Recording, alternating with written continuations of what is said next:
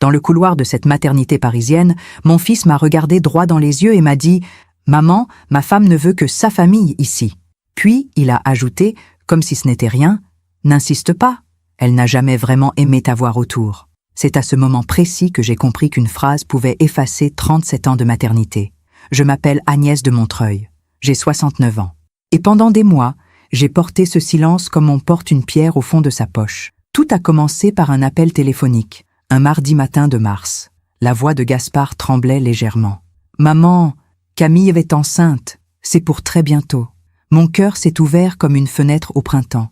Mon premier petit enfant, mon fils, père, l'héritage de notre nom qui continuerait. J'ai senti mes mains trembler en reposant le combiné sur son socle en bois de cerisier, celui que François avait choisi pour notre appartement de Neuilly avant qu'il ne parte. « Je serai là, mon chéri, pour toi, pour le bébé. » Il y a eu un silence. Puis, « Oui, maman, on t'appellera. » Ce « on t'appellera » aurait dû m'alerter. Mais quand on aime son enfant, on n'entend que ce qu'on espère entendre. J'habitais alors à Lyon. Gaspard et Camille vivaient à Paris depuis leur mariage, 5 ans plus tôt. Une cérémonie sobre, presque froide, où j'avais remarqué les regards en coin de la belle famille. Les Duchamp, famille ancienne, fortune discrète, mépris poli.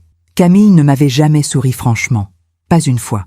Même le jour où je lui avais offert la broche en perles de ma mère, celle qui avait traversé 3 générations, elle l'avait prise du bout des doigts comme on saisit quelque chose de douteux. « Merci Agnès, c'est vintage, vintage ». Le mot m'était resté coincé dans la gorge. Le vendredi suivant, Gaspard m'a rappelé. « Maman, Camille a des contractions. On part à la clinique Saint-Joseph. J'arrive. »« Non, attends, maman. » Mais j'avais déjà raccroché. J'ai jeté quelques affaires dans mon sac de voyage en cuir, celui que François m'avait offert pour nos 20 ans de mariage. J'ai fermé l'appartement, pris un taxi jusqu'à la gare de Lyon-Part-Dieu et acheté un billet pour le TGV de 16 heures. 14 heures de voyage, avec une correspondance à Dijon. 14 heures à imaginer le visage de cet enfant qui allait naître. Mon petit-fils, ou ma petite-fille, peu importait.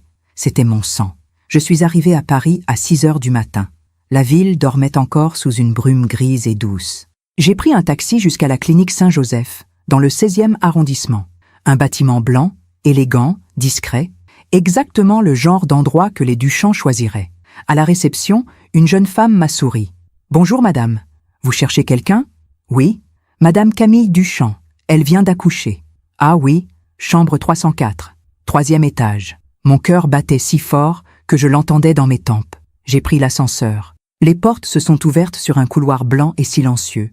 J'ai marché lentement, mon sac à la main, vers la chambre 304. La porte était entr'ouverte. J'ai entendu des voix, des rires, le cri d'un nouveau-né. J'ai poussé doucement la porte. Et là, j'ai vu mon fils, Gaspard, debout près du lit, tenant dans ses bras un petit paquet blanc.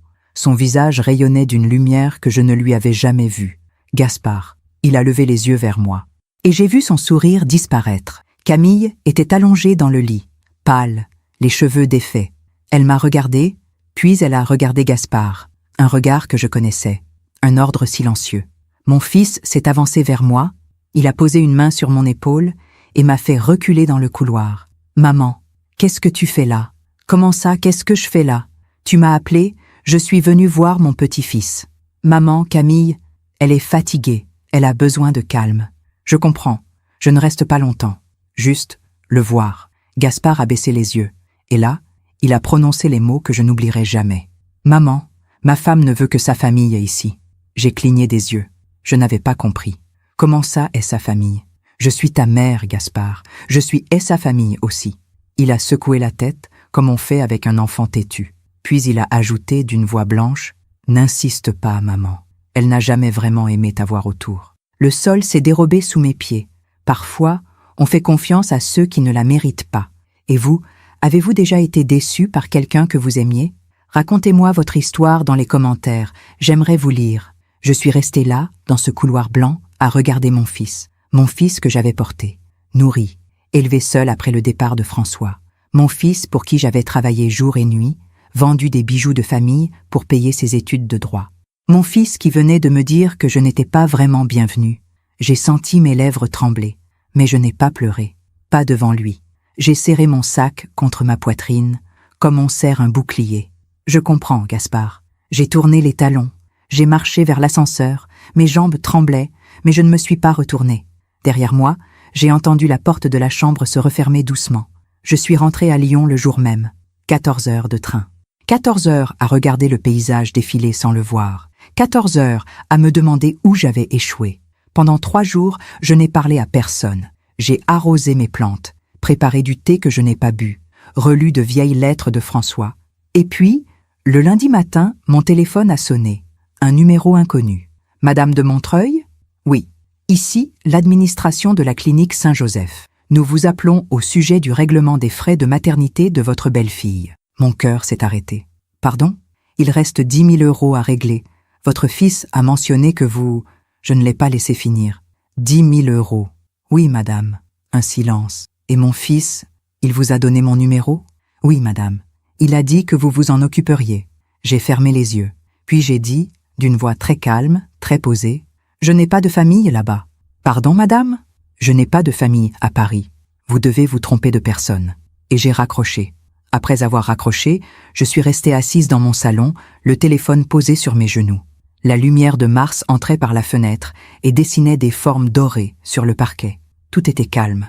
Trop calme. 10 000 €. Mon fils avait donné mon numéro à la clinique, sans me demander, sans m'appeler. Comme si c'était évident que je paierais, comme si j'étais une banque. Pas une mère. J'ai repensé à ce couloir blanc, à son regard fuyant, à cette phrase qui tournait encore dans ma tête comme une lame. Elle n'a jamais vraiment aimé t'avoir autour. Pourquoi avait-il attendu ce moment pour me le dire? Pourquoi pas avant, pendant toutes ces années où j'avais fait semblant de ne pas voir les sourires polis de Camille, ces silences glacés, ces excuses répétées pour ne pas venir me voir à Lyon? Peut-être parce que tant qu'il ne le disait pas, il pouvait encore faire comme si tout allait bien. Mais dans ce couloir, il avait dû choisir, et il n'avait pas choisi sa mère. Je me suis levée lentement. J'ai ouvert le tiroir de mon secrétaire en noyer, un meuble qui avait appartenu à ma grand-mère Marguerite. À l'intérieur, soigneusement rangé dans une boîte en velours bordeaux, se trouvaient de vieilles photos. J'ai sorti celle du baptême de Gaspard. Il avait 3 mois. Je le tenais dans mes bras, devant l'église Saint-Pierre de Neuilly. François était à côté de moi, la main sur mon épaule. Nous sourions. Nous étions jeunes. Nous pensions que la vie serait simple. 2 ans plus tard, François était parti. Une autre femme, plus jeune, plus légère, disait-il, sans bagage. Le bagage, c'était Gaspard. J'ai tout fait pour que mon fils ne manque de rien. J'ai travaillé comme secrétaire de direction dans un cabinet d'avocats, puis comme assistante administrative pour une compagnie d'assurance. Le soir, je faisais des traductions d'anglais pour arrondir les fins de mois. Gaspard a eu des cours de piano, de tennis, un appartement étudiant près de la Sorbonne, un voyage en Italie pour ses 20 ans. Et moi, j'ai vendu la broche de ma mère, puis les boucles d'oreilles en émeraude de ma grand-mère, puis, petit à petit, tout ce qui avait de la valeur. François envoyait un chèque de temps en temps, jamais assez, jamais régulier. Mais Gaspard ne s'est jamais plaint.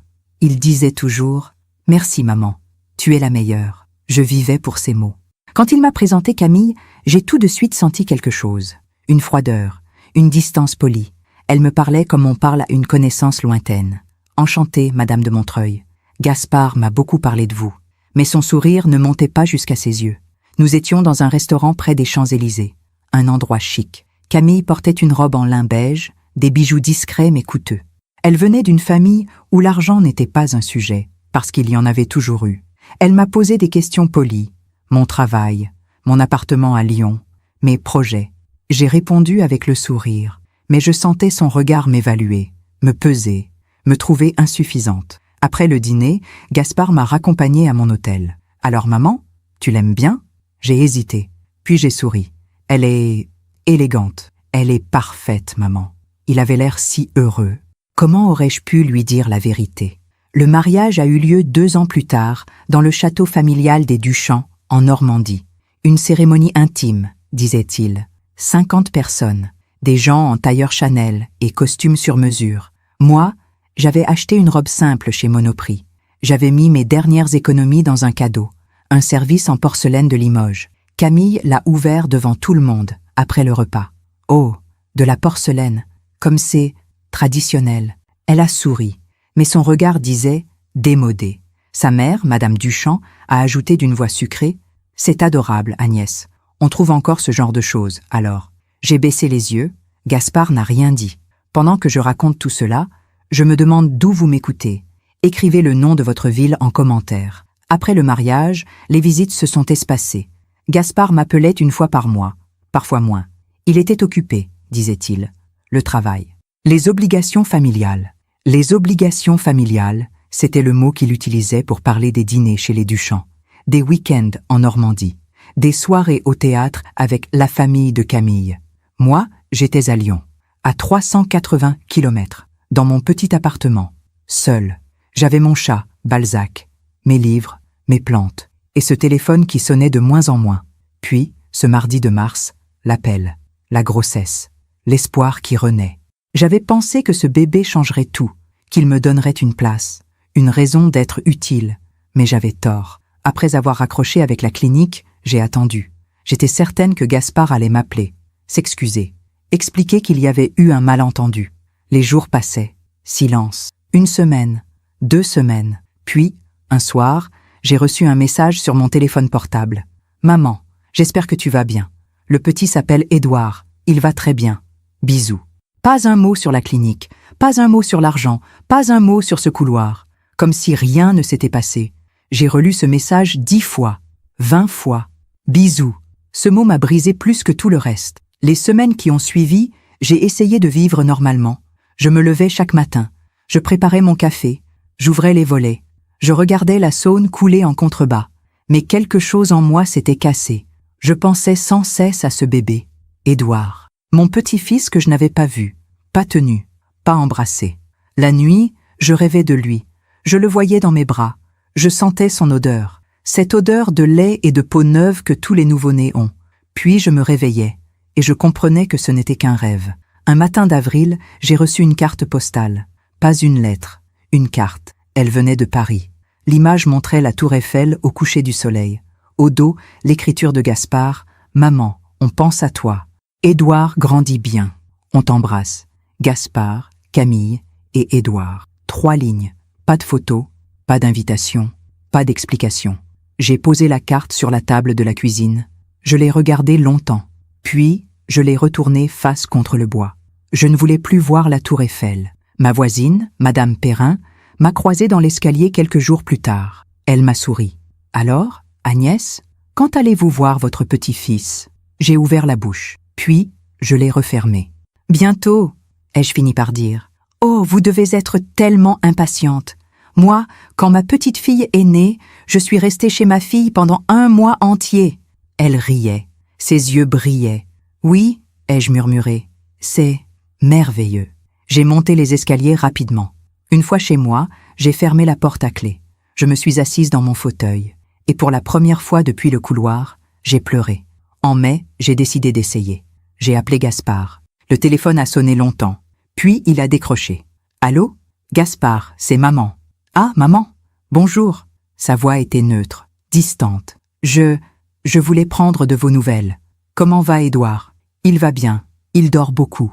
Il commence à sourire. C'est merveilleux. » Un silence. « Gaspard, j'aimerais venir le voir, si c'est possible. »« Ah, écoute, maman, là c'est compliqué. Camille ne veut pas trop de visites. Le bébé est fragile. Je comprends. Mais je pourrais venir juste 1 heure. Juste le voir. Oui, mais, tu sais, avec la famille de Camille, qui passe tout le temps, il n'a pas terminé sa phrase. Il n'avait pas besoin. Je vois. Ne le prends pas mal, maman. C'est juste que... Non, je comprends. On t'appellera, d'accord ? D'accord. J'ai raccroché. Ils ne m'ont jamais rappelé. En juin, j'ai vu des photos sur Facebook. Gaspard avait créé un album public. Notre petit Édouard. Il y avait des dizaines de photos. Édouard dans son berceau, Édouard avec Camille, Édouard avec Gaspard, Édouard avec les grands-parents Duchamp. Sur une photo, ils étaient tous réunis dans un jardin ensoleillé. Madame Duchamp tenait Édouard dans ses bras. Elle souriait comme une reine. J'ai regardé cette photo longtemps. Puis j'ai fermé l'ordinateur. Les mois ont passé. Juillet, août, septembre. Gaspard m'envoyait un message de temps en temps. Toujours court, toujours poli, toujours vide. Édouard a fait ses premiers pas. Édouard a dit « Papa ». Édouard adore les animaux. Je répondais toujours avec enthousiasme. « C'est merveilleux, mon chéri. Je suis si fière. » Mais au fond de moi, quelque chose s'éteignait, lentement, comme une bougie qui manque d'air. Un soir d'octobre, j'ai relu toutes nos conversations, tous ces messages, ces petites phrases vides. J'ai réalisé quelque chose. Gaspard ne m'appelait jamais pour me parler. Il m'envoyait des nouvelles comme on envoie un bulletin météo, par obligation, par politesse. Mais il ne me demandait jamais comment j'allais. Pas une seule fois en 6 mois. J'ai repensé à cette phrase dans le couloir. Elle n'a jamais vraiment aimé t'avoir autour. Mais était-ce vraiment elle? Ou était-ce lui qui avait cessé de m'aimer? En novembre, j'ai décidé de faire quelque chose de simple, quelque chose qui ne pouvait pas être refusé. J'ai acheté un cadeau pour l'anniversaire d'Édouard, un petit cheval à bascule en bois, peint à la main. Je l'avais trouvé chez un antiquaire. Il était magnifique. J'ai envoyé le colis avec une carte, pour mon petit Édouard, avec tout l'amour de sa grand-mère. 2 semaines plus tard, j'ai reçu un message de Gaspard. Merci pour le cadeau. Édouard l'adore. Bisous. Pas de photos, pas d'appel, juste ces mots. C'est à ce moment-là que j'ai compris. Je pouvais envoyer tous les cadeaux du monde.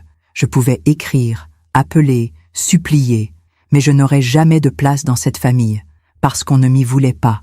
Et pourtant, j'attendais encore, j'espérais encore, parce que c'est ce que font les mères. Elles attendent, même quand il n'y a plus rien à attendre. Décembre est arrivé avec son cortège de lumière et de fausses joies. Dans les rues de Lyon, les guirlandes brillaient, les vitrines des magasins étincelaient. Les gens achetaient des cadeaux, préparaient Noël. Moi, je me demandais si j'allais le passer seul. Le 15 décembre, j'ai appelé Gaspard. « Allô? Gaspard? C'est maman? »« Oui, maman. Je voulais savoir ce que vous faisiez pour Noël. » Un silence. « On va en Normandie, chez les parents de Camille. »« Ah, oui, c'est une tradition. On y va tous les ans. » « Je comprends. » Un autre silence, long, pesant. « Et pour le réveillon ?» ai-je demandé, la voix tremblante. « Pareil, maman. On reste là-bas. »« Tout le mois ? » ?»« Non, juste une semaine. Mais après, on a des obligations, des dîners. Tu sais comment c'est ? » ?»« Non, je ne savais pas. »« Et je pourrais venir avant ? Juste un jour ? Pour voir Édouard ? Pour lui donner son cadeau ?» J'entendais ma voix supplier. Je me détestais pour ça. « Écoute, maman. » Il cherchait ses mots. Encore. C'est compliqué en ce moment. Camille est fatiguée. Le bébé fait ses dents. On a beaucoup de monde qui passe. Beaucoup de monde ? Mais pas moi. Je vois. On se voit après les fêtes, d'accord ? En janvier. Promis. D'accord, Gaspard. J'ai raccroché. J'ai regardé le calendrier accroché au mur de ma cuisine. Les jours de décembre s'étendaient devant moi comme un désert. Pendant que je raconte tout cela, je me demande d'où vous m'écoutez. Écrivez le nom de votre ville en commentaire. Le 20 décembre, j'ai reçu une carte de vœux. Elle venait de Paris. Sur le devant, une photo de famille. Gaspard, Camille et Édouard. Le bébé portait un petit pull en cachemire rouge. Il souriait. Il avait les yeux de mon fils. Au dos, un texte imprimé. Joyeuses fêtes et meilleurs vœux pour l'année à venir. La famille Duchamp. La famille Duchamp. Pas Gaspard et Camille. Pas ton fils. La famille Duchamp. Comme si j'étais sur une liste de vœux professionnels. J'ai passé Noël seul. Madame Perrin m'avait invité chez elle, mais j'avais refusé. Je ne voulais pas de pitié. J'ai préparé un petit repas. Du saumon fumé, une salade, un verre de vin blanc. À minuit, j'ai levé mon verre vers la fenêtre. « Joyeux Noël, Édouard », ai-je murmuré. Puis, je suis allé me coucher. Le 28 décembre, quelque chose d'étrange s'est produit. J'étais sur Facebook, comme souvent le soir. Je regardais les photos des autres, les familles heureuses, les enfants devant les sapins, les grands-mères qui tenaient leurs petits-enfants. J'ai cherché le profil de Gaspard. Je le faisais souvent, trop souvent. Et là, j'ai vu une nouvelle publication. Une photo prise dans un salon immense, un grand sapin décoré, des cadeaux partout, toute la famille Duchamp réunie. Mais ce n'était pas la photo qui m'a frappée. C'était le commentaire en dessous.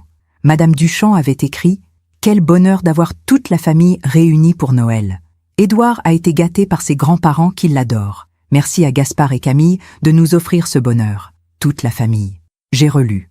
Encore, toute la famille. Puis j'ai vu autre chose. Dans les commentaires, quelqu'un avait écrit « Et la mère de Gaspard, elle n'était pas là ?» Camille avait répondu « Agnès vit à Lyon. C'est compliqué pour elle de se déplacer. » Mais on pense à elle. C'est compliqué pour elle de se déplacer. Comme si c'était moi qui avais refusé de venir. Comme si c'était mon choix. J'ai fermé l'ordinateur. Mes mains tremblaient. Pendant des mois, j'avais essayé de comprendre, de trouver des excuses, de me dire que c'était temporaire, que Camille était fatiguée, que Gaspard était dépassé. Mais là, je venais de voir la vérité. Il ne voulait pas de moi. Et pire encore, il mentait pour cacher mon absence. Le lendemain matin, j'ai fait quelque chose que je n'avais jamais fait. J'ai ouvert mon carnet d'adresses. J'ai cherché un numéro, celui d'Hélène, une ancienne collègue qui travaillait maintenant dans une agence immobilière à Paris. Nous nous étions perdus de vue, mais elle m'avait toujours dit « Si tu as besoin de quoi que ce soit, appelle-moi ». J'ai composé le numéro. Elle a décroché à la 3e sonnerie. « Agnès, mon Dieu, ça fait longtemps. »« Bonjour, Hélène. »« Oui, ça fait longtemps. Écoute, j'ai besoin d'un service. Dis-moi, est-ce que tu pourrais te renseigner sur quelqu'un pour moi ?» Discrètement. Un silence. « Qui ?»« Ma belle-fille, Camille Duchamp. » Hélène a rappelé 3 jours plus tard. « Agnès, j'ai trouvé quelque chose. » Mon cœur s'est serré. « Quoi ?» ?»« Camille Duchamp. Elle travaille dans une galerie d'art, rue de Seine. Mais ce n'est pas ça le plus intéressant. »« Quoi alors ?»« Ses parents, les Duchamp. Ils ont eu des soucis financiers il y a 2 ans. Ils ont vendu une partie de leurs biens. Le château en Normandie, il n'est plus à eux. Ils le louent maintenant. » J'ai froncé les sourcils. « Comment tu sais ça ?»« J'ai des contacts dans l'immobilier de luxe. On sait tout, Agnès. Tout. Mais ils ont l'air si... riches ? Oui, c'est ce qu'ils veulent faire croire. Mais la vérité, c'est qu'ils ont besoin d'argent. Beaucoup d'argent. » J'ai raccroché. Je suis restée assise dans mon fauteuil, le téléphone contre ma poitrine. Soudain, tout prenait sens. Les 10 000 € de la clinique. L'insistance pour que je ne vienne pas. Le besoin de garder les apparences devant leur famille. Ils avaient honte de moi, de mon petit appartement, de mes vêtements simples, de mon manque d'argent. Mais ils voulaient bien utiliser mon argent. Ce soir-là, j'ai relu tous les messages de Gaspard. Et j'ai vu ce que je n'avais pas voulu voir avant. Chaque fois qu'il me contactait, c'était pour m'annoncer quelque chose. Jamais pour me demander quelque chose. Sauf une fois. En juillet, il m'avait écrit « Maman, tu pourrais me prêter 1 000 €? J'ai un souci avec la voiture. » J'avais envoyé l'argent le jour même. Ils ne me l'avaient jamais rendu. J'ai compris. Je n'étais pas une mère pour eux. J'étais une ressource. Janvier est arrivé froid et gris. Les fêtes étaient terminées. Les guirlandes avaient disparu. La ville avait retrouvé son visage ordinaire. Moi aussi, j'avais changé. Quelque chose s'était durci en moi. Comme une porte qui se ferme lentement, sans bruit, mais définitivement. Le 10 janvier, Gaspard m'a envoyé un message. « Bonne année, maman. On t'embrasse tous. » J'ai regardé ce message longtemps. Puis j'ai répondu « Bonne année, Gaspard. J'aimerais qu'on se voie. » Il a mis 2 jours à répondre. « Oui, bien sûr. On se fait ça bientôt. » Bientôt. Ce mot que j'avais entendu 100 fois. Ce mot qui ne voulait rien dire. Cette fois, j'ai insisté. Quand exactement? Silence pendant 24 heures. Puis, fin janvier peut-être. Je te confirme. Peut-être. Le 15 janvier, j'ai pris une décision. J'ai acheté un billet de train pour Paris. Sans prévenir. Sans demander la permission. J'allais voir mon petit-fils. Point final. Je suis arrivée à Paris un samedi matin, vers 10 heures. Il faisait froid. Un froid sec qui vous coupe le souffle. J'avais l'adresse de Gaspard et Camille. Un appartement dans le 17e arrondissement, rue Jouffroy-d'Aban, un quartier bourgeois, calme, propre. J'ai pris le métro, puis j'ai marché jusqu'à leur immeuble. Un bel immeuble haussmannien avec une porte cochère en bois massif et des balcons en fer forgé. J'ai sonné. Personne. J'ai sonné encore. Rien.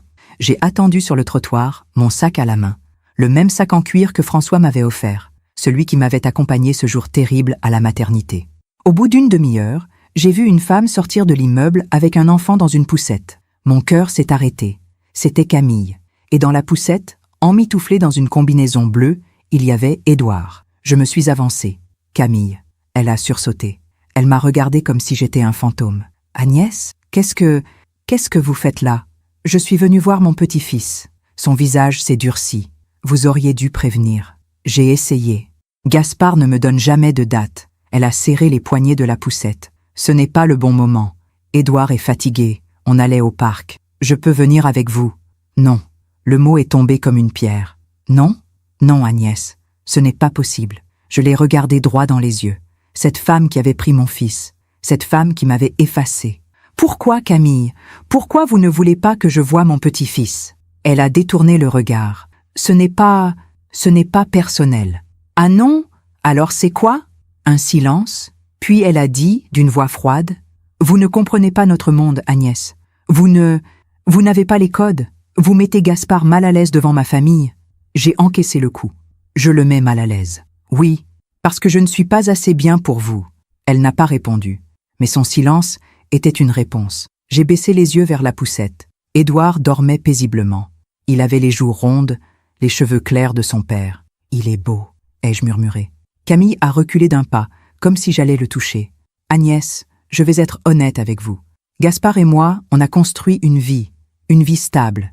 Et on ne veut pas de complications. Je suis une complication? Vous êtes différente? Vous n'avez pas les mêmes références que nous, les mêmes habitudes. » Elle cherchait ses mots, puis elle a lâché. On veut qu'Édouard grandisse dans un certain environnement. Un environnement cohérent. Sans moi, je me demande encore si j'ai fait le bon choix. Et vous, qu'auriez-vous fait à ma place? Je suis restée là, sur ce trottoir parisien, à regarder cette femme qui me disait que je n'étais pas assez bien pour être grand-mère. Puis j'ai dit, très calmement, « Et l'argent de la clinique? Celui-là, il était assez cohérent pour vous ?» Son visage a pâli. « Quoi? Les 10 000 euros, ceux que Gaspard voulait que je paie, sans me demander, sans m'appeler. Je ne sais pas de quoi vous parlez. » Bien sûr que si. Un silence. « Gaspard n'aurait pas dû faire ça, » a-t-elle fini par dire. « Non, il n'aurait pas dû. Mais il l'a fait, parce que vous avez besoin d'argent, n'est-ce pas ?» Ses yeux se sont écarquillés. « Comment? Je sais pour vos parents, pour le château, pour les difficultés financières. » Elle est devenue blanche. « Qui vous a dit ça? Ça n'a pas d'importance. Ce qui compte, c'est que maintenant, je comprends. Vous ne voulez pas de moi dans votre vie. Mais vous voulez bien de mon argent. » Camille a serré les lèvres. Ses mains tremblaient sur la poussette. « Vous ne comprenez rien. Au contraire, je comprends tout. Partez, Agnès. Partez avant que je prévienne Gaspard. Prévenez-le. Il sera furieux. Qu'il le soit. » Elle m'a lancé un dernier regard. Un regard de mépris pur. Puis elle a tourné les talons et s'est éloignée avec la poussette. Je l'ai regardé partir. Mon petit-fils s'éloignait. Encore. Toujours. Mais cette fois, je n'ai pas pleuré. Parce que j'avais vu la vérité. Et la vérité, même quand elle fait mal, vous libère. Je suis rentrée à Lyon le soir même. Dans le train, j'ai regardé défiler le paysage. Les champs, les villes, les lumières. J'ai repensé à cette conversation. À chaque mot, à chaque silence. Vous ne comprenez pas notre monde. Vous mettez Gaspard mal à l'aise. On veut un environnement cohérent. Mon fils avait épousé une femme qui avait honte de sa mère. Et il avait laissé faire. Non, il avait choisi de laisser faire. En arrivant chez moi, j'ai ouvert mon ordinateur. J'ai relu tous nos échanges, toutes ces années. Et j'ai vu le fil rouge que je n'avais pas voulu voir. Depuis son mariage, Gaspard s'était éloigné. Pas brutalement, pas violemment, mais lentement, sûrement, comme une marée qui se retire. Ce soir-là, j'ai pris une décision. Je n'allais plus supplier, plus attendre, plus espérer. J'allais me retirer avec dignité et laisser la vie faire son travail. Parce que tôt ou tard, on récolte toujours ce qu'on sème. Les jours qui ont suivi ma confrontation avec Camille ont été étranges, calmes, en surface. Mais à l'intérieur, quelque chose bouillonnait. Pour la première fois depuis des mois, je ne regardais plus mon téléphone toutes les 5 minutes. Je n'attendais plus de messages. Je ne guettais plus l'appel qui ne viendrait jamais. J'avais compris. Et cette compréhension, aussi douloureuse soit-elle, m'avait rendu une forme de paix. 3 jours après mon retour de Paris, Gaspard a téléphoné. C'était un mardi soir. Il pleuvait. J'étais assise dans mon salon, un livre ouvert sur mes genoux, sans vraiment le lire. Le téléphone a sonné. J'ai regardé l'écran. Son nom, Gaspard. J'ai laissé sonner 1 fois, 2 fois, 3 fois. Puis j'ai décroché. « Allô? Maman. » Sa voix était sèche, presque agressive. « Qu'est-ce que tu as fait? » ?»« Bonjour Gaspard. »« Ne fais pas ça, maman. Réponds-moi. Qu'est-ce que tu as fait samedi? Je suis venue te voir. Sans prévenir? » J'ai essayé de prévenir, pendant des mois. Un silence. Puis il a explosé. « Tu n'avais pas le droit de débarquer comme ça. Tu as mis Camille dans tous ses états. Camille. Toujours Camille. Et toi, Gaspard, toi, qu'est-ce que tu ressens? Moi? Je suis furieux. Tu te rends compte de ce que tu as fait?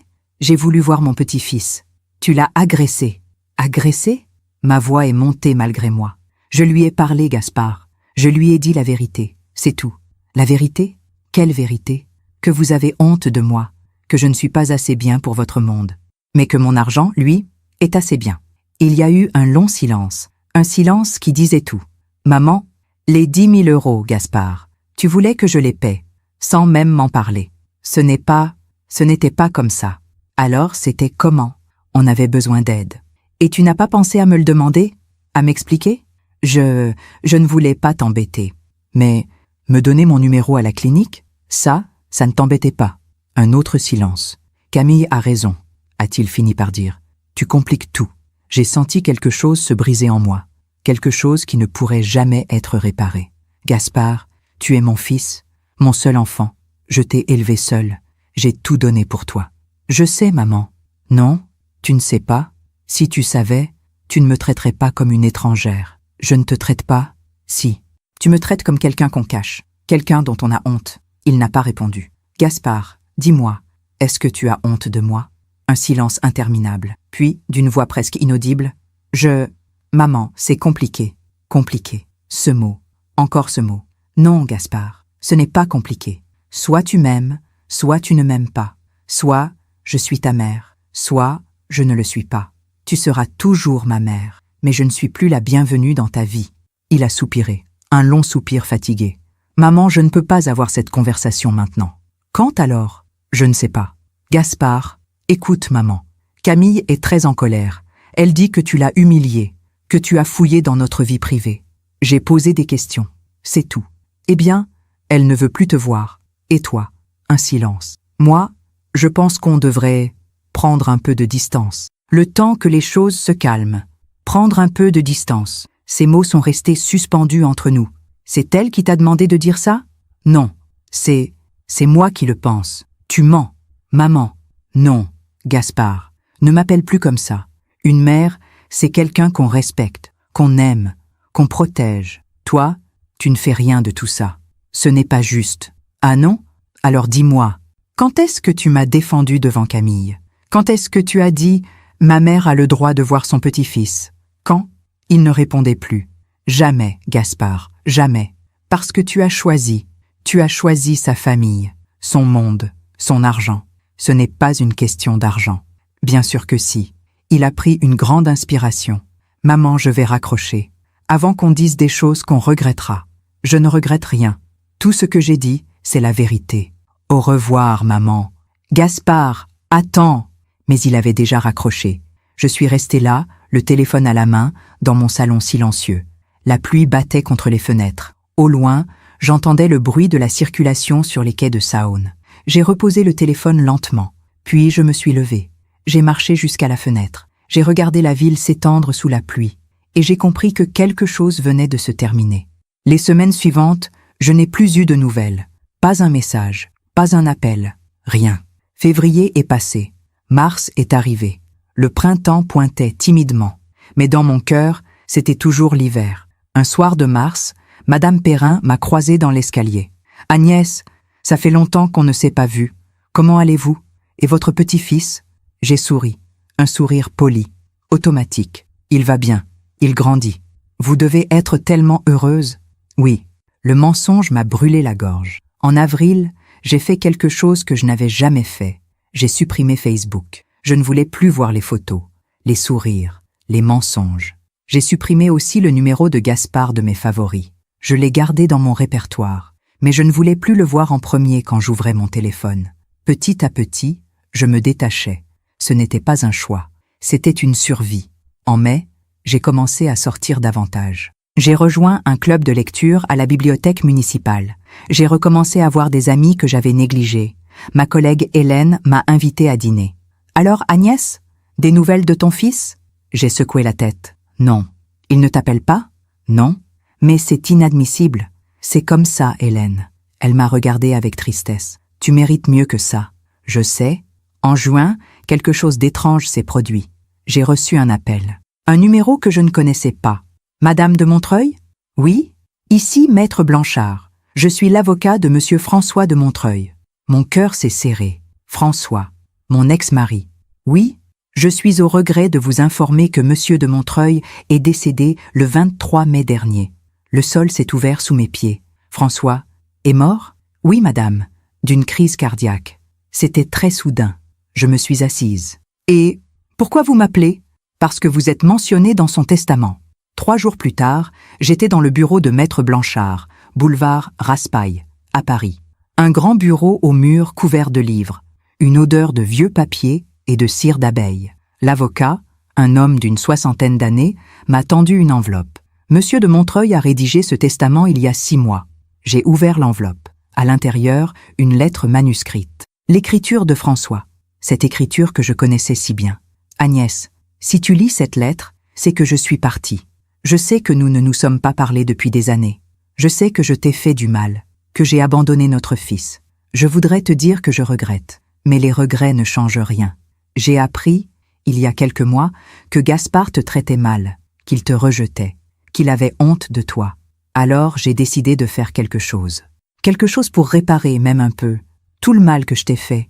Je te laisse mon appartement de Neuilly, celui où nous avons vécu ensemble, celui où Gaspard est né. Il vaut environ 700 000 €. Fais-en ce que tu veux. Vends-le, vis dedans, ou brûle-le, peu importe. Mais sache que je ne laisse rien à Gaspard, pas un centime. Un homme qui abandonne sa mère n'est pas un homme, et je ne veux pas qu'il hérite de moi. Pardonne-moi, Agnès, pour tout, François. J'ai relu cette lettre 3 fois. Les mots dansaient devant mes yeux. 700 000 €. Il ne laisse rien à Gaspard. Maître Blanchard s'est raclé la gorge. Madame de Montreuil, votre fils a déjà été informé. Il a très mal pris la nouvelle. Je m'en doute, il conteste le testament. Mais légalement, il n'a aucun recours. La volonté de son père est claire. Je suis sorti du cabinet d'avocat dans un brouillard. J'ai marché dans Paris sans savoir où j'allais. François était mort. François m'avait laissé une fortune. François avait déshérité notre fils. Mon téléphone a sonné. Gaspard. J'ai décroché. Maman. Sa voix tremblait. De rage. De désespoir. Qu'est-ce que tu as fait? Moi? Rien. Tu as monté mon père contre moi. Je n'ai pas vu ton père depuis 20 ans, Gaspard. Alors comment il savait? Comment il savait que... Il s'est tu. Que tu me traitais mal? Un silence. Maman. Cet argent. Cet appartement. Il me revient. Je suis son fils. Et moi, je suis ta mère. Ce n'est pas la même chose. Non, ce n'est pas la même chose. Il a pris une grande inspiration. Maman, s'il te plaît, on a besoin de cet argent.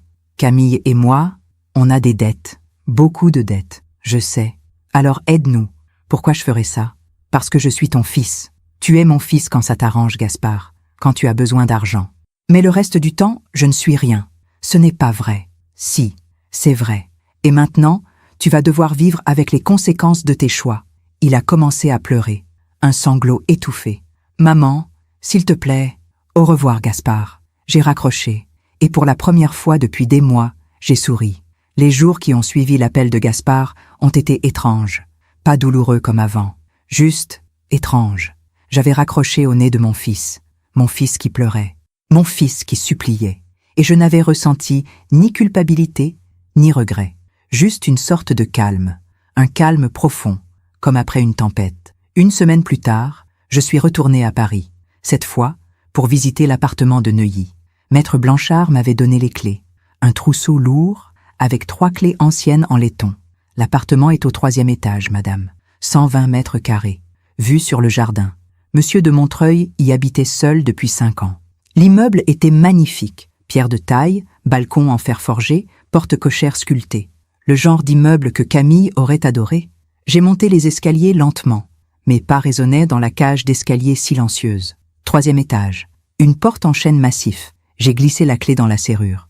Mon cœur battait fort. La porte s'est ouverte. L'appartement sentait le renfermer. Un mélange de vieux livres et d'eau de Cologne. L'odeur de François. J'ai avancé dans le couloir. Les murs étaient couverts de tableaux. Des paysages. Des marines. François avait toujours aimé la mer. J'ai poussé la première porte. Le salon.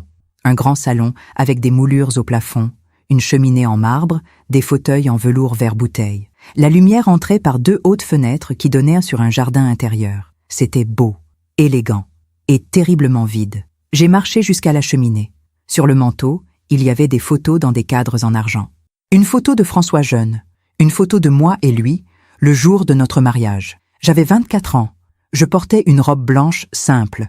Nous sourions. Et puis, une photo de Gaspard. Il devait avoir 5 ans. Il tenait la main de son père. Ils étaient au bord de la mer. François le regardait avec fierté. Cette photo m'a serré le cœur. François avait abandonné ce petit garçon. Il était parti quand Gaspard avait 7 ans.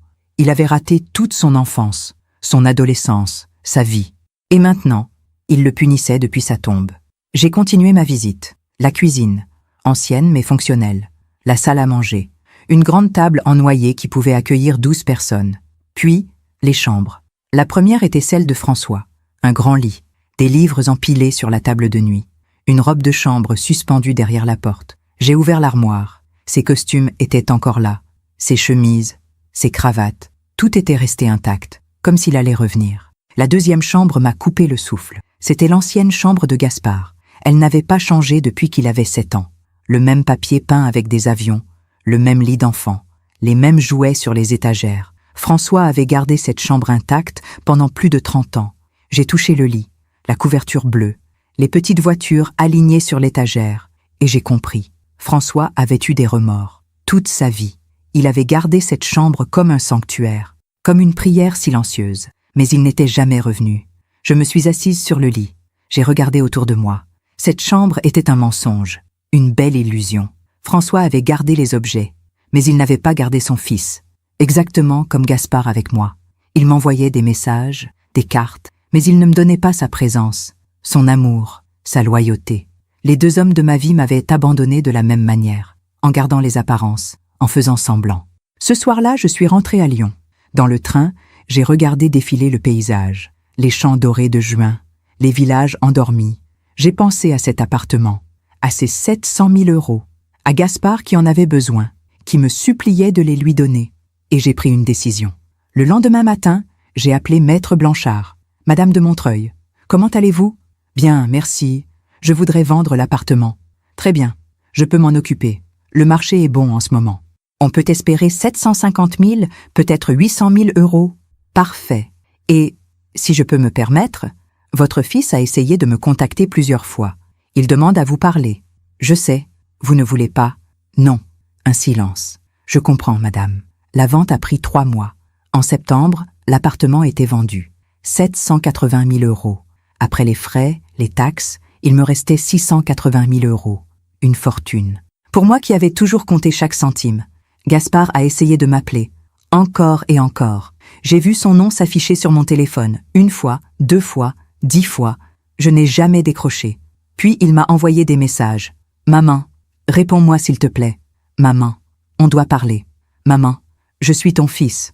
Tu ne peux pas m'ignorer comme ça. » J'ai lu ces messages, puis je les ai supprimés. En octobre, il m'a écrit une lettre, une vraie lettre, envoyée par la poste. Je l'ai reconnue tout de suite, son écriture, l'enveloppe beige de qualité. Je l'ai posée sur la table de ma cuisine. Je l'ai regardée pendant 3 jours. Puis, un soir, je l'ai ouverte. « Maman, je ne sais pas par où commencer. Je sais que tu ne veux plus me parler. Je sais que je t'ai fait du mal, que je t'ai rejeté, que je t'ai manqué de respect. Mais maman, je suis ton fils et tu es ma mère. On ne peut pas effacer ça. J'ai fait des erreurs. J'ai choisi Camille. J'ai choisi sa famille. J'ai eu honte de toi, je l'avoue. Et j'en ai honte aujourd'hui. Mais maman, je t'en supplie, aide-moi. On a des dettes, beaucoup de dettes. Les parents de Camille ne peuvent plus nous aider. On risque de perdre notre appartement. Édouard va grandir dans la précarité si tu ne fais rien. Cet argent que papa t'a laissé, il aurait dû me revenir. Tu le sais. Je suis son fils, son seul enfant. Alors je t'en supplie, donne-le-moi, ou au moins, prête-le-moi. Je te promets que je changerai, que je serai un meilleur fils, que tu pourras voir Édouard autant que tu voudras. Mais aide-moi, s'il te plaît, ton fils qui t'aime, Gaspard. J'ai relu cette lettre plusieurs fois. Je te promets que je changerai. Ton fils qui t'aime. Des mots, juste des mots qu'il n'aurait jamais écrits si je n'avais pas cet argent. J'ai pris une feuille de papier, un stylo, et j'ai répondu. Gaspard, j'ai reçu ta lettre, je l'ai lue avec attention.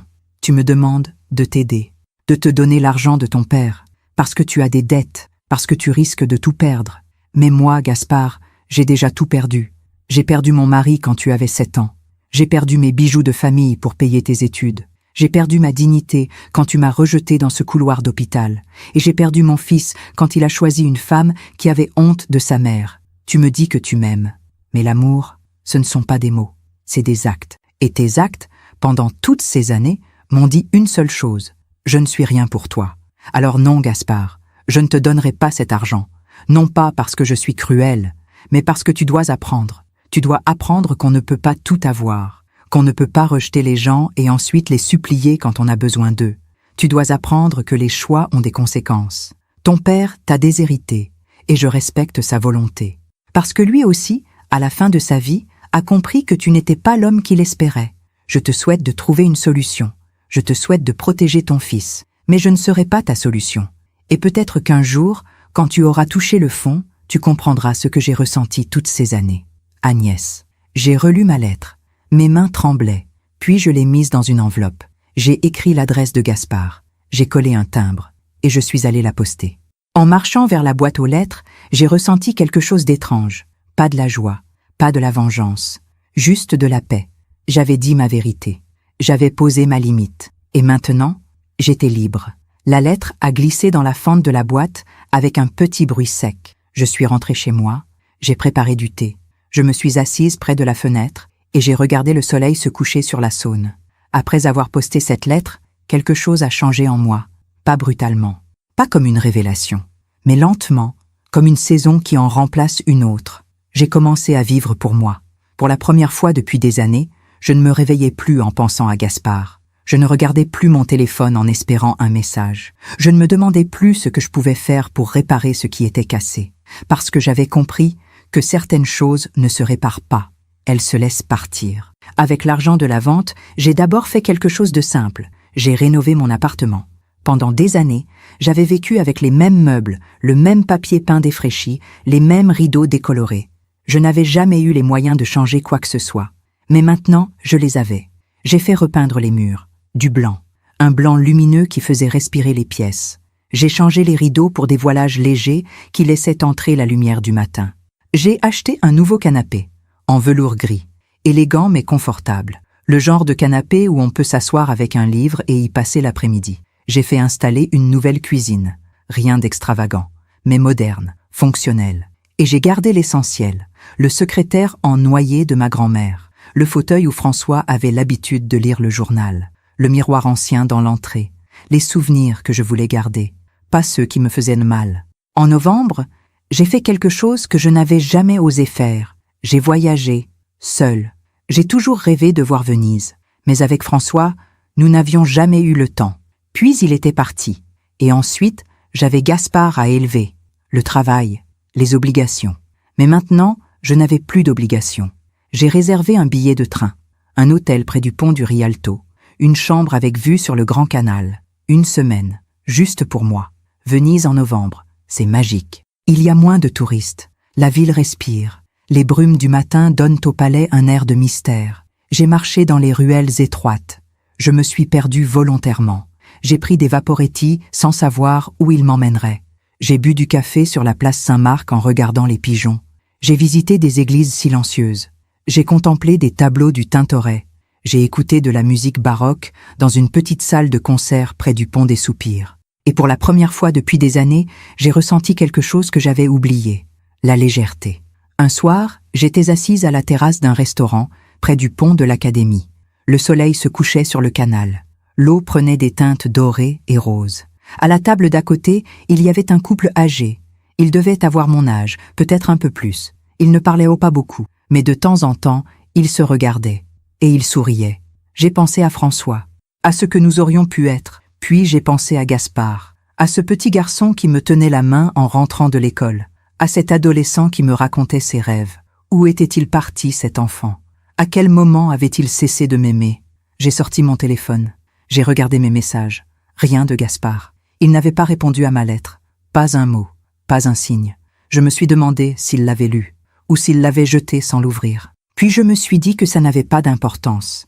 J'avais dit ce que j'avais à dire. Le reste, c'était son problème. Je suis rentrée à Lyon début décembre. L'hiver s'installait. Les premiers froids, les premières neiges sur les montagnes au loin. Madame Perrin m'a croisée dans l'escalier. « Agnès, vous avez bonne mine. Vous êtes allée au soleil ? À Venise. Oh, comme c'est merveilleux. Et votre petit-fils, vous avez des nouvelles ? » J'ai hésité. Puis j'ai souri. « Non, mais ça va. » Elle m'a regardée avec surprise. « Ça va ? » ?»« Oui, ça va. » Et c'était vrai. Noël est arrivé. Cette fois, je ne l'ai pas passé seule. J'ai invité 3 amis du club de lecture. Nous avons préparé un repas ensemble. Nous avons ri. Nous avons parlé de livres, de voyages, de vie. Aucune d'elles ne m'a demandé où était mon fils. Elles savaient, et elles ne m'ont pas jugé. Le soir du réveillon, mon téléphone a vibré. Un message de Gaspard. Mon cœur s'est serré. Malgré tout. Malgré les mois de silence. Malgré la douleur. J'ai ouvert le message. Joyeux Noël, maman. 3 mots. Rien d'autre. Pas de photo d'Édouard. Pas de nouvelles. Pas d'excuses. Juste 3 mots. Par politesse. Par obligation. J'ai regardé ce message longtemps. Puis je l'ai supprimé. Je n'ai pas répondu. Janvier est arrivé. Une nouvelle année. 2025. J'ai pris une décision. Je voulais donner un sens à cet argent. Je ne voulais pas seulement le garder. Je voulais qu'il serve à quelque chose. J'ai contacté une association qui aidait les femmes seules avec enfants. Des femmes qui, comme moi autrefois, élevaient leurs enfants sans aide, qui travaillaient jour et nuit, qui se sacrifiaient. J'ai fait un don. 100 000 €. L'argent servirait à créer des bourses d'études, à payer des loyers, à offrir des formations professionnelles. La présidente de l'association m'a appelée en pleurant. « Madame de Montreuil, vous ne savez pas ce que vous venez de faire. Vous allez changer des vies. »« Je sais, » ai-je dit doucement, « parce que quelqu'un aurait dû faire ça pour moi. » En février, quelque chose d'inattendu s'est produit. J'ai reçu un appel, un numéro de Paris que je ne connaissais pas. J'ai hésité, puis j'ai décroché. « Allô, Madame de Montreuil ?» Une voix de femme, jeune, hésitante. « Oui, je m'appelle Sophie. Je suis l'assistante sociale de la maternité Saint-Joseph. » Mon cœur s'est arrêté. « Oui, voilà, c'est un peu délicat, mais je vous appelle au sujet de votre fils, Monsieur Gaspard de Montreuil. Qu'est-ce qu'il a fait ? » Un silence. Il a des dettes envers l'hôpital, des dettes importantes. Il n'a rien payé depuis la naissance de son fils. Ça fait maintenant 2 ans. 2 ans. Oui, on a essayé de le contacter. Plusieurs fois. Il promet toujours de payer. Mais il ne paie jamais. Alors, on a retrouvé votre numéro dans nos archives. Et on se demandait si je pouvais payer à sa place. Je comprends que c'est gênant. Mais, combien ? Avec les intérêts de retard, 23 000 €. J'ai fermé les yeux. 23 000 €. Gaspard n'avait jamais payé la clinique. Il avait continué à vivre, à faire semblant, à jouer les bourgeois, pendant que la dette s'accumulait. « Madame de Montreuil, vous êtes toujours là ? » ?»« Oui. »« Alors, est-ce que vous pourriez… » ?»« Non. »« Pardon ? Je ne paierai pas. » Un silence stupéfait. « Mais c'est votre fils, je sais. Mais c'est sa dette, pas la mienne. »« Madame, si personne ne paie, on va être obligé de poursuivre mon fils en justice. Oui, faites-le. Mais mon fils est un homme adulte. Il a fait des choix. Il doit en assumer les conséquences. » J'ai raccroché. Mes mains tremblaient. Mais cette fois, ce n'était pas de tristesse. C'était de quelque chose d'autre, de la force. En mars, j'ai appris par Hélène, qui avait des contacts partout, que Gaspard et Camille avaient dû vendre leur appartement. Ils avaient déménagé dans un logement plus petit, en banlieue, loin du 16e arrondissement, loin de leur belle vie. Les parents de Camille ne les aidaient plus, ou ne pouvaient plus les aider. Gaspard avait dû changer de travail, un poste moins prestigieux, moins bien payé. Camille avait arrêté de travailler pour s'occuper d'Édouard. Ils n'avaient plus les moyens d'avoir une nounou. Leur vie parfaite s'était effondrée. J'ai écouté Hélène me raconter tout cela, et je n'ai rien ressenti. Ni joie, ni tristesse. Juste une forme d'indifférence paisible. « Tu ne veux pas l'aider ?» m'a demandé Hélène. « Après tout, c'est ton fils ?»« Non. » « Pourquoi ? » ?»« Parce qu'il doit apprendre. Et puis, j'ai marqué une pause. Je ne suis plus sa mère. Je suis juste la femme qui l'a rejetée. En avril, j'ai reçu une lettre. Pas de Gaspard, de Camille. L'enveloppe était sobre, blanche, l'écriture élégante. J'ai ouvert la lettre avec curiosité. « Madame de Montreuil, je vous écris aujourd'hui parce que je n'ai plus le choix. Notre situation est devenue très difficile. Nous avons perdu notre appartement. Gaspard travaille énormément, mais nous n'arrivons plus à joindre les 2 bouts. Édouard grandit. Il a besoin de stabilité, d'une bonne école, d'un environnement sain. Je sais que nous avons eu nos différends. Je sais que je n'ai pas toujours été accueillante avec vous. Mais je vous en supplie, aidez-nous. Pour Édouard, pas pour nous, pour lui. Vous avez de l'argent. Vous pourriez nous prêter de quoi acheter un nouvel appartement, ou au moins de quoi rembourser nos dettes les plus urgentes. Je vous promets qu'on vous remboursera, et qu'on vous laissera voir Édouard autant que vous voudrez. S'il vous plaît, Camille Duchamp. J'ai relu cette lettre, 1 fois, 2 fois. Je vous promets qu'on vous laissera voir Édouard autant que vous voudrez. comme si mon petit-fils était une monnaie d'échange, comme si mon amour était à vendre. J'ai pris une feuille, un stylo, et j'ai écrit « Madame Duchamp, j'ai reçu votre lettre. Vous me demandez de l'argent. En échange, vous m'offrez le droit de voir mon petit-fils. Mais voyez-vous, un droit ne s'achète pas. Un droit se donne, par amour, par respect. Vous ne m'avez jamais donné ce droit. Vous me l'avez refusé. Vous m'avez humilié, rejeté. Vous avez fait croire à votre famille que c'était moi qui ne voulais pas venir. Et maintenant que vous avez besoin d'argent, vous me le proposez. Mais je ne suis pas une banque, Madame Duchamp. Je suis une mère, une grand-mère, un être humain qui mérite du respect. Vous avez bâti votre vie sur les apparences, sur l'argent, sur le mépris des autres. Et maintenant, vous récoltez ce que vous avez semé. Je ne vous aiderai pas, non pas parce que je suis cruelle, mais parce que vous devez apprendre que la vie ne se construit pas sur des mensonges. Mon petit-fils mérite mieux que des parents qui utilisent leur propre enfant comme monnaie d'échange. Et peut-être qu'un jour, quand il sera grand, il comprendra. Agnès de Montreuil. J'ai posté cette lettre. Et j'ai senti quelque chose se fermer définitivement en moi. Mai est arrivé. Les beaux jours. Les arbres en fleurs le long de la Saône. Un soir, je marchais sur les quais. Le soleil se couchait. L'eau brillait comme de l'or. Et j'ai pensé à eux. Gaspard, Camille, Édouard. Je me suis demandé comment ils allaient, si Édouard était heureux, s'il me ressemblait. Puis je me suis dit que ce n'était plus mon problème. J'avais fait mon temps, j'avais donné tout ce que je pouvais. Maintenant, c'était à eux de trouver leur chemin. Et moi, j'avais trouvé le mien. Un chemin de dignité, de paix, de liberté. Un chemin sans eux. Juin est arrivé avec sa chaleur douce et ses longues soirées lumineuses. J'avais 70 ans maintenant. Un anniversaire que j'avais célébré discrètement avec mes amis du club de lecture. Un dîner simple, quelques rires, une tarte aux fraises, pas de carte de Gaspard, pas de message, rien. Et pour la première fois, ça ne m'avait pas fait mal. J'avais pris l'habitude de marcher tous les matins le long de la Saône. 1 heure, parfois plus. J'écoutais le chant des oiseaux. Je regardais les péniches passer lentement. Je respirais. C'était devenu mon rituel, ma méditation. Un matin, en rentrant de ma promenade, j'ai trouvé une lettre dans ma boîte. Pas une facture, pas une publicité, une vraie lettre, avec un timbre, une écriture que je ne connaissais pas. J'ai ouvert l'enveloppe avec curiosité. Madame de Montreuil, vous ne me connaissez pas. Je m'appelle Élise Moreau. Je travaille à la galerie d'art où travaillait votre belle-fille, Camille. Je dis « travaillait » parce qu'elle a été licenciée il y a 3 mois, pour faute grave. Je vous écris parce que je pense que vous devez savoir certaines choses, des choses que personne ne vous dira jamais. Camille a toujours été, difficile, hautaine, méprisante avec les gens qu'elle considérait inférieurs. Elle se vantait de sa famille, de son éducation, de ses relations. Mais il y a 6 mois, nous avons découvert qu'elle avait volé de l'argent dans la caisse de la galerie. Pas une fois, plusieurs fois, pendant des mois. Au total, presque 15 000 €. Le propriétaire a hésité à porter plainte. Finalement, il ne l'a pas fait, parce que cela aurait fait scandale. Mais il l'a licenciée immédiatement. Camille a supplié. Elle a pleuré. Elle a dit qu'elle avait des dettes, que son mari ne gagnait plus assez, qu'elle n'avait pas le choix. Mais on a tous le choix, n'est-ce pas? Je vous écris tout cela parce qu'un jour, Camille m'a parlé de vous. Elle disait que vous étiez une femme simple, sans éducation, sans classe, que votre fils avait honte de vous. Elle riait en disant ça. Alors aujourd'hui, quand je la vois tomber, je me dis qu'il y a une justice. Et je voulais que vous le sachiez. Bien à vous, Élise Moreau. J'ai relu cette lettre 3 fois. Camille avait volé.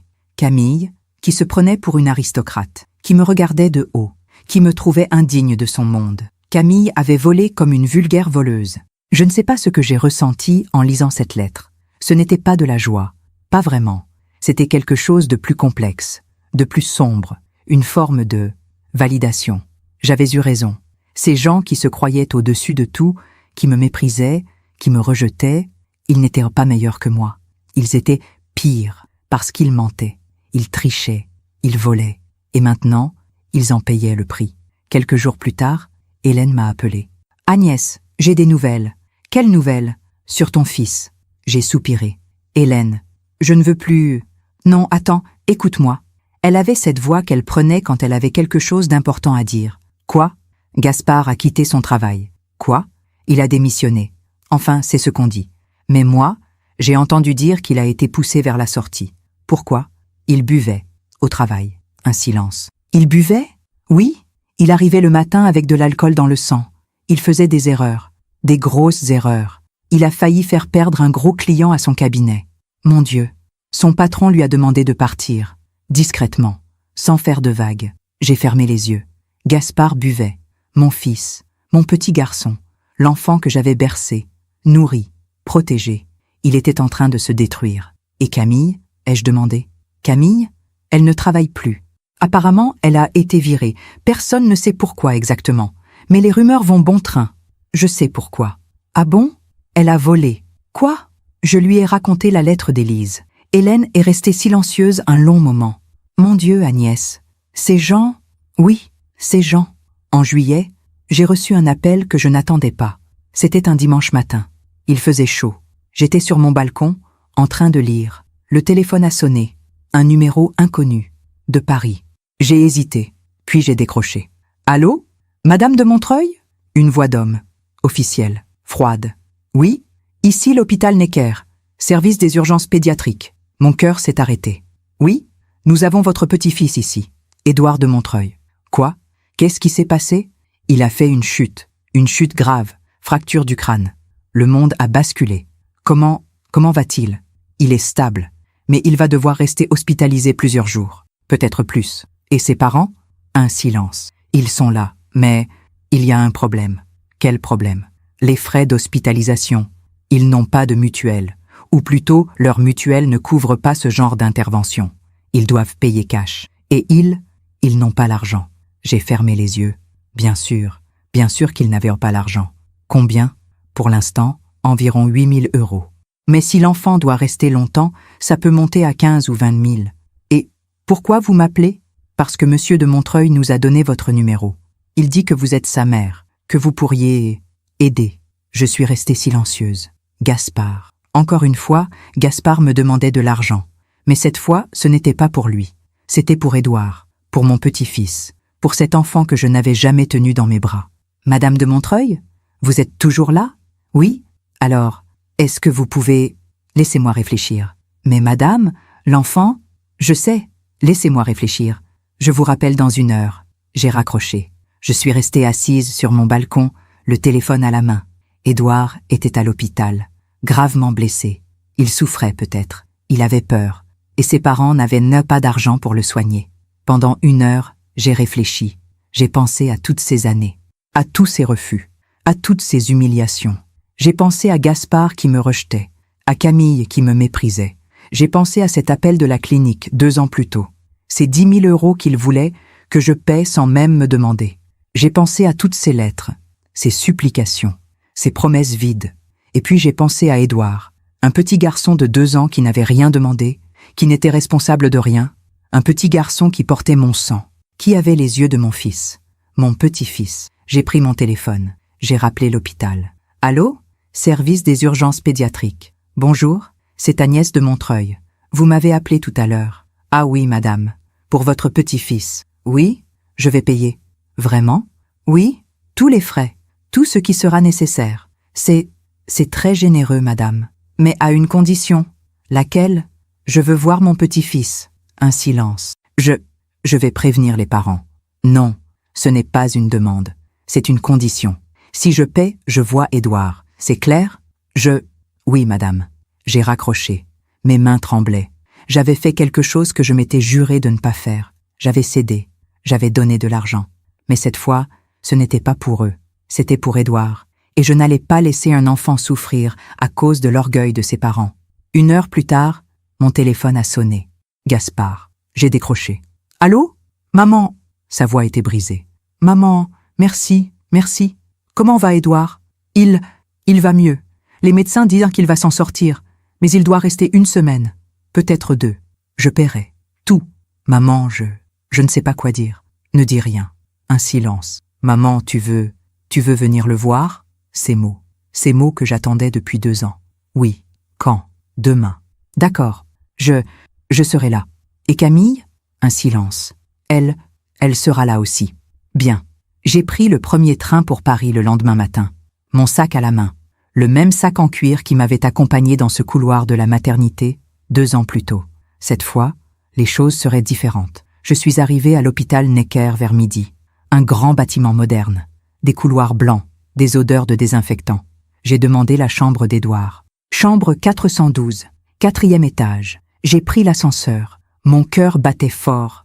Mes mains étaient moites. Les portes se sont ouvertes. J'ai marché dans le couloir. Et là, devant la chambre 412, j'ai vu Gaspard. Il était assis sur un banc, la tête entre les mains.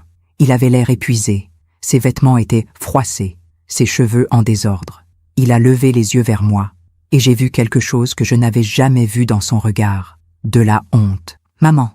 Il s'est levé. Il a fait un pas vers moi, puis il s'est arrêté. « Bonjour, Gaspard. »« Maman, Où est Camille ?»« Elle est à l'intérieur, avec Édouard. Je peux entrer ?» Il a baissé les yeux. « Oui, bien sûr. » J'ai poussé la porte de la chambre. C'était une petite chambre, un lit d'enfant, des machines qui bipaient doucement. Et dans le lit, un petit garçon aux cheveux blonds. Édouard, mon petit-fils. Il dormait. Un bandage entourait sa tête. Son visage était pâle. Mais il respirait calmement. Il était beau. Camille était assise à côté du lit. Elle me tournait le dos. Quand j'ai refermé la porte, elle s'est retournée. Nos regards se sont croisés. J'ai vu ses yeux rouges, gonflés de larmes, son visage défait, ses vêtements ordinaires. Elle n'avait plus rien de cette femme élégante et hautaine qui m'avait humiliée sur un trottoir parisien. Elle avait l'air d'une mère terrifiée. « Agnès, bonjour Camille. » Elle s'est levée. Elle a fait un pas vers moi. Puis elle a baissé la tête. « Merci. Pour l'argent. Merci. » Je ne lui ai pas répondu. Je me suis avancée vers le lit. J'ai regardé Édouard. J'ai tendu la main. J'ai touché ses cheveux. Doucement, comme on caresse quelque chose de précieux. « Il va s'en sortir ?» Oui, c'était Gaspard qui venait d'entrer. « Les médecins sont optimistes. Il n'y a pas de lésion grave. Il faudra juste... du temps. » Comment c'est arrivé ? Un silence. Il est tombé, dans l'escalier. On habitait au 4e étage, sans ascenseur. Il jouait, et il est tombé. Je les ai regardés tous les deux. Gaspard, Camille, ces 2 personnes qui avaient tout fait pour me tenir à l'écart, qui m'avaient rejeté, humilié, et qui maintenant me suppliaient du regard. « Vous savez ce qui me fait le plus mal ?» ai-je dit doucement. Ils ont baissé les yeux. « Ce n'est pas que vous m'ayez rejeté. Ce n'est pas que vous ayez eu honte de moi. » J'ai marqué une pause. « C'est que vous m'ayez privé de lui. » J'ai regardé Édouard. Il a 2 ans. 2 ans. Et c'est la première fois que je le vois. Camille a commencé à pleurer. « Je suis désolée. Je suis tellement désolée. » Désolée parce que vous le pensez vraiment ? Ou désolée parce que vous avez besoin de mon argent ? Elle a relevé la tête. Ses yeux étaient rouges. Les deux. Je sais que ça ne change rien. Mais je regrette. Vraiment. Moi aussi, Camille. Je regrette d'avoir perdu 2 ans avec mon petit-fils. Gaspard s'est avancé. « Maman, je sais qu'on ne mérite pas ton pardon.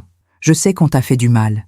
Beaucoup de mal. » Il avait la voix brisée. « Mais si tu veux bien, si tu peux nous donner une chance... » Une chance de quoi ? De réparer, d'être meilleur, d'être une famille.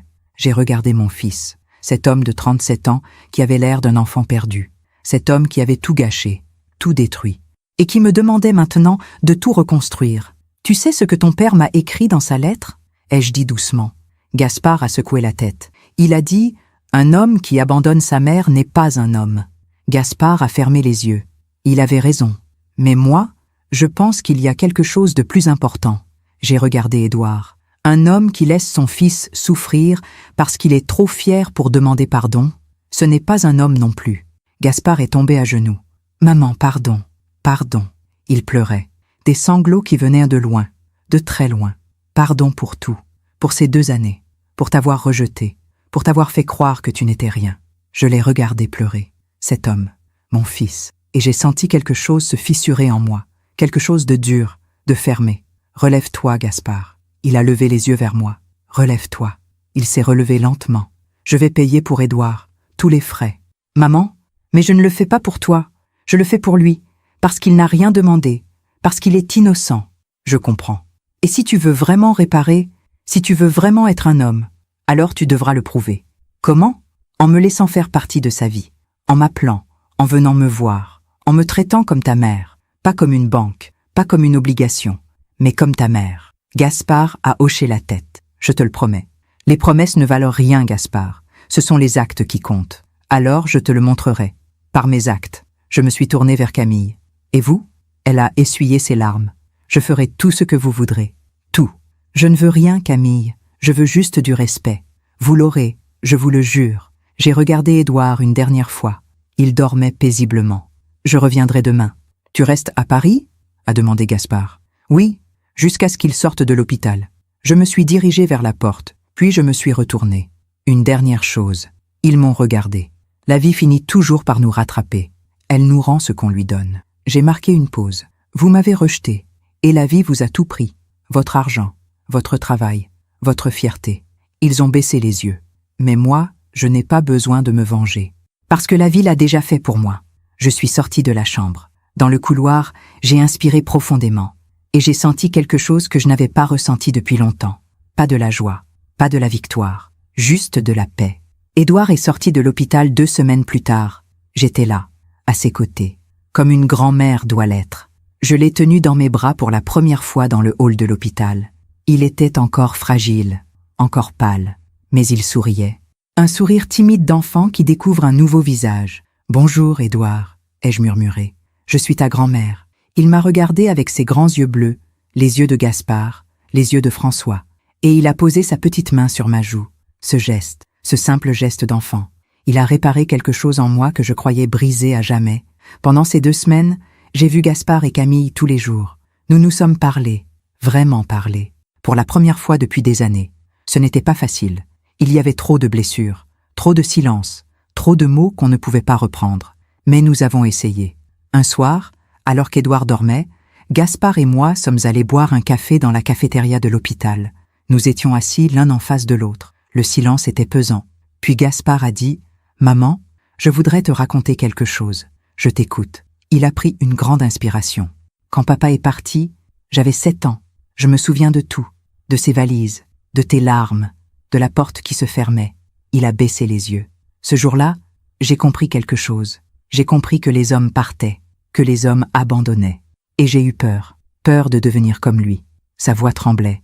Alors j'ai fait l'inverse. Je me suis attachée à Camille, à sa famille, à leur monde. Je voulais être acceptée. Je voulais appartenir à quelque chose de solide. Et tu m'as sacrifié. Il a fermé les yeux. Oui, je t'ai sacrifié, parce que tu représentais tout ce que je voulais fuir. La solitude, la précarité, la peur du lendemain. Mais tu sais ce que j'ai découvert, maman? Quoi? Que plus je fuyais, plus je devenais comme lui, comme papa. Des larmes ont coulé sur ses joues. J'ai abandonné ma mère, exactement comme il m'avait abandonné. Je l'ai regardé pleurer. Cet homme, mon fils, mon enfant, Gaspard, ton père t'a abandonné. C'est vrai, et ça t'a brisé. Oui, mais toi, tu as fait pire. Tu ne m'as pas abandonné. Tu m'as rejeté. Tu as eu honte de moi. Il a hoché la tête. Je sais, et je vivrai avec ça toute ma vie. Un silence. Mais tu peux encore changer. Il a levé les yeux. Vraiment? Oui. Tu peux être l'homme que ton père n'a jamais été. Tu peux être présent. Pour ton fils. Pour moi. Pour toi-même. Comment? En choisissant. Chaque jour. De faire mieux. Gaspard a essuyé ses larmes. Je veux te poser une question, maman. Oui? Pourquoi tu nous as aidés? Après tout ce qu'on t'a fait? Pourquoi?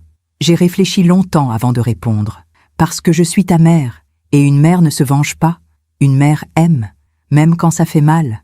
Même quand c'est injuste. J'ai marqué une pause. Mais j'ai posé mes limites. Et tu dois les respecter. Sinon, je partirai. Définitivement. Je les respecterai. Je te le promets. Camille aussi est venue me parler. Un après-midi, alors que Gaspard était sorti. Elle s'est assise à côté de moi dans la chambre d'Édouard. « Agnès, je voudrais vous expliquer quelque chose. Je t'écoute. » Elle a pris une grande inspiration. J'ai grandi dans une famille où l'apparence était tout, où il fallait toujours être parfait, toujours montrer qu'on était au-dessus. Mes parents ont perdu leur fortune quand j'avais 20 ans, du jour au lendemain, à cause de mauvais investissements. Je sais, elle a ouvert de grands yeux. Vous saviez? Oui, depuis longtemps. Elle a baissé la tête. Alors vous savez que tout ce qu'on montrait, c'était du vent, une illusion. J'ai épousé Gaspard parce que je pensais qu'il allait réussir, qu'il allait nous sortir de là, qu'il allait nous redonner ce qu'on avait perdu. Et tu as eu honte de moi parce que je représentais la pauvreté. Oui, elle pleurait maintenant. J'ai eu honte et je le regrette. Tu sais ce que j'ai appris dans ma vie, Camille? Non, que l'argent ne fait pas la classe, ni l'éducation, ni le nom de famille. J'ai regardé Édouard qui dormait paisiblement. La classe, c'est le respect, c'est la dignité, c'est savoir reconnaître ses erreurs. Camille a essuyé ses larmes. Je veux apprendre, Agnès, je veux devenir meilleure. Alors commence par être honnête, avec toi-même, avec les autres. Je le ferai. Je suis rentrée à Lyon fin juillet. Édouard allait bien. Il courait partout. Il riait. Il était redevenu un petit garçon heureux. Gaspard et Camille avaient déménagé dans un appartement plus petit, plus modeste, mais plus sain. Gaspard avait trouvé un nouveau travail, moins prestigieux, moins payé, mais il avait arrêté de boire. Camille cherchait du travail. Elle avait accepté que sa vie ne serait plus jamais celle qu'elle avait imaginée. Ils apprenaient, lentement, difficilement. Mais ils apprenaient. En août, Gaspard m'a appelé. « Maman, on aimerait venir te voir, à Lyon, avec Édouard. » Mon cœur s'est gonflé. « Vraiment ? Oui, si tu veux bien.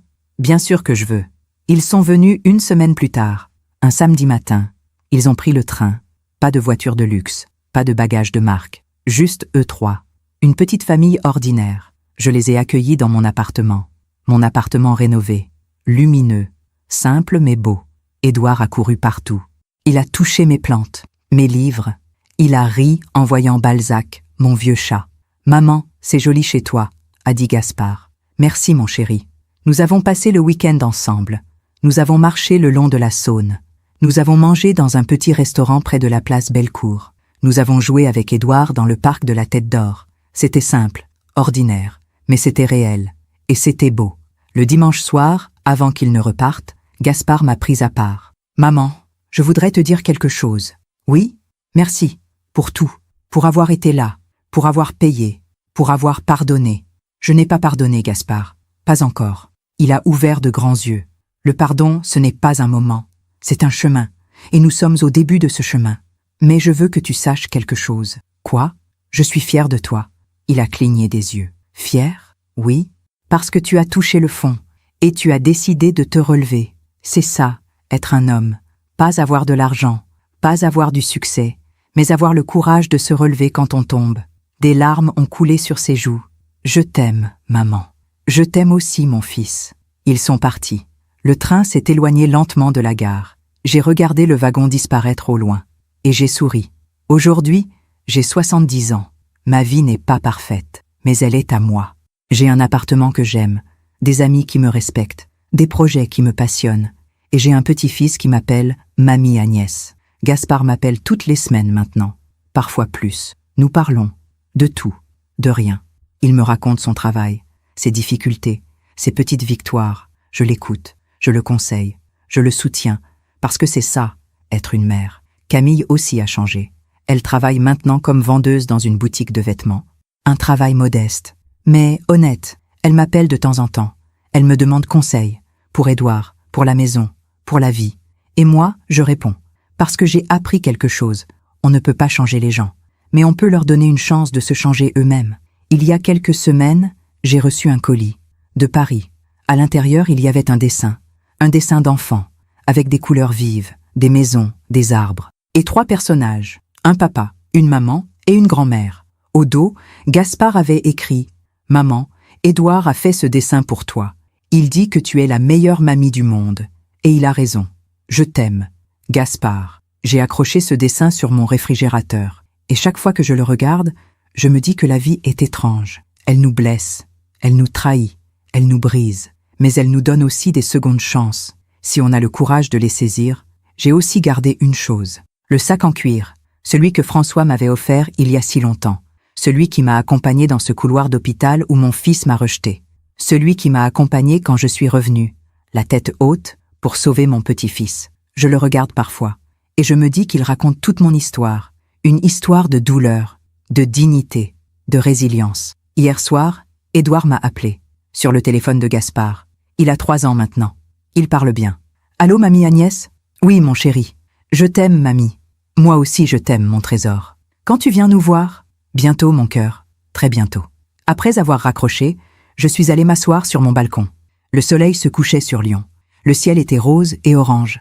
J'ai pensé à toutes ces années, à tout ce chemin, et j'ai compris quelque chose. On ne peut pas effacer le passé. On ne peut pas réparer ce qui a été cassé. Mais on peut construire quelque chose de nouveau, quelque chose de plus vrai, de plus fort, parce qu'on a traversé la tempête et qu'on en est sorti vivant. Je pense souvent à cette phrase que j'ai dite à Gaspard et Camille dans ce couloir d'hôpital. La vie finit toujours par nous rattraper. Elle nous rend ce qu'on lui donne. C'était vrai pour eux, mais c'est vrai aussi pour moi. J'ai donné de l'amour, même quand on me rejetait. J'ai donné de la dignité, même quand on m'humiliait. J'ai donné du pardon, même quand on ne le méritait pas. Et aujourd'hui, la vie me le rend, en sourire d'enfant, en appel de mon fils, en soirée paisible sur mon balcon. Si mon histoire peut aider, ne serait-ce qu'une femme à ouvrir les yeux, à poser ses limites, à se respecter elle-même, alors tout cela aura eu un sens, parce que nous méritons toutes d'être aimées, respectées, honorées, pas pour notre argent, pas pour ce qu'on peut donner, mais pour ce que nous sommes, des mères, des femmes, des êtres humains avec une dignité. Et si un jour vous vous retrouvez dans un couloir d'hôpital, rejeté par ceux que vous aimez, souvenez-vous de mon histoire. Souvenez-vous qu'on peut survivre à la trahison, qu'on peut vivre sans ceux qui ne nous méritent pas, et qu'on peut retrouver la paix, même après la plus grande des tempêtes, parce que la vie est juste, pas toujours rapidement, pas toujours comme on le voudrait, mais elle est juste, et ceux qui sèment le mépris récoltent la solitude, tandis que ceux qui sèment la dignité récoltent la paix. Je m'appelle Agnès de Montreuil, j'ai 70 ans, et j'ai appris que le plus grand acte de courage, ce n'est pas de pardonner, c'est de se respecter soi-même, même quand le monde entier vous dit que vous avez tort. Merci de m'avoir écouté jusqu'au bout. Si cette histoire a touché votre cœur, abonnez-vous et activez la cloche pour entendre d'autres femmes qui ont transformé la douleur en sagesse. Chaque jour, une femme, une leçon de vie. Partagez cette histoire avec quelqu'un que vous aimez. Parfois, une histoire change toute une journée. Que Dieu vous bénisse et à très bientôt.